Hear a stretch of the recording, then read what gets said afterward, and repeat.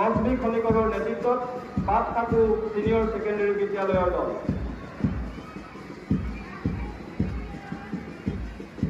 ইয়াৰ পাছতে platoon commander প্ৰণামী গগৈৰ নেতৃত্বত ধেমাজি দিচাংপানী উচ্চতৰ মাধ্যমিক বিদ্যালয়ৰ দল।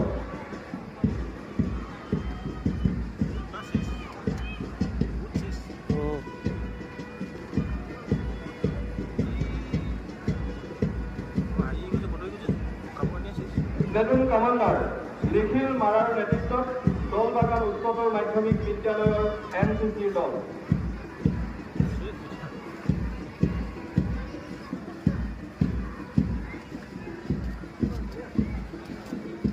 প্লেটুন কামাণ্ডাৰ অনুৰাগ হাজৰিকাৰ নেতৃত্বত সাপেখাতী উচ্চতৰ মাধ্যমিক বিদ্যালয়ৰ দল।